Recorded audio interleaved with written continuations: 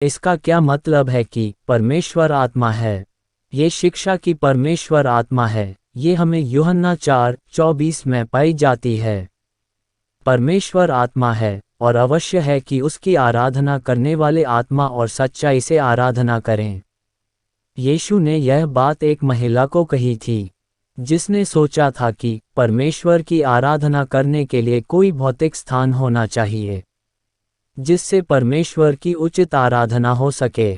तथ्य यह है कि परमेश्वर आत्मा है, इसका मतलब है कि परमेश्वर पिता के पास मानव शरीर नहीं है। परमेश्वर पुत्र मानव रूप में पृथ्वी पर आया, लेकिन परमेश्वर पिता नहीं आया। यीशु इमैनुएल के रूप में अद्वितीय है, जैसा मत्ती 1:23 में लिखा है। देखो, एक कुंवारी गर्भवती होगी और एक पुत्र जनेगी, और उसका नाम इम्मानुएल रखा जाएगा, जिसका अर्थ है परमेश्वर हमारे साथ। गिनती 23:19 में नश्वर मनुष्यों के साथ तुलना करके परमेश्वर की सत्यता पर जोर देता है। ईश्वर मनुष्य नहीं कि झूठ बोले, और न वह आदमी है कि अपनी इच्छा बदले। क्या जो कुछ उसने कहा उसे न करे? क्या वह वचन देकर उसे पूरा न करे? कुछ लोग सवाल करते हैं कि बाइबल कभी कभी परमेश्वर के बारे में ऐसा क्यों कहती है, जैसे कि उनके पास एक शरीर है। उदाहरण के लिए यशायाह 59:1 में परमेश्वर के हाथ और कान का उल्लेख है। दूसरा इतिहास 16:9 में परमेश्वर की आंखों की बात करता है। मत्ती 4:4 में परमेश्वर के मुंह की बात लिखी है। ये सभी छंद मानव रूपता के उदाहरण हैं। शारीरिक या भावनात्मक शब्दों के साथ परमेश्वर का वर्णन करने का एक तरीका, ताकि मनुष्य उसे बेहतर ढंग से समझ सके। इसका अर्थ यह नहीं है कि परमेश्वर के पास कोई वास्तविक शरीर है।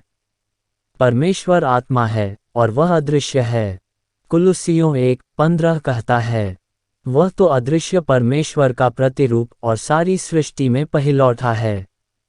पहला तीमुथियुस 1:17 परमेश्वर की स्तुति करते हुए कहता है, अब सनातन राजा अर्थात अविनाशी, अनदेखे, एकमात्र परमेश्वर का आदर और महिमा युगानुयुग होती रहे।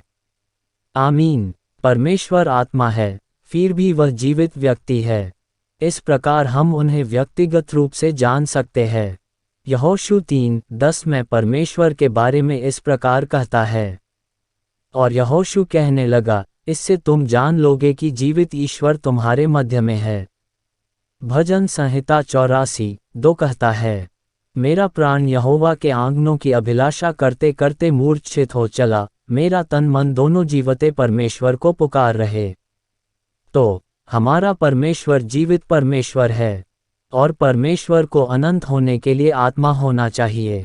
यदि परमेश्वर भौतिक शरीर के लिए ही सीमित होता, तो वह सर्वव्यापी यानी एक ही समय पर सभी स्थानों पर नहीं हो सकता था। परमपिता परमेश्वर सिर्जित आयामी प्रतिबंधों तक ही सीमित नहीं है, बल्कि एक समय में सभी स्थानों पर मौजूद हो सकता है।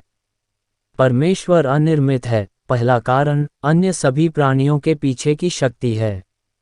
दिलचस्प बात यह है कि यूहन्ना 4:24 में यीशु ने परमेश्वर के आत्मा होने और आत्मा तथा सच्चाई से उसके आराधना करने के बीच संबंध बताते हैं।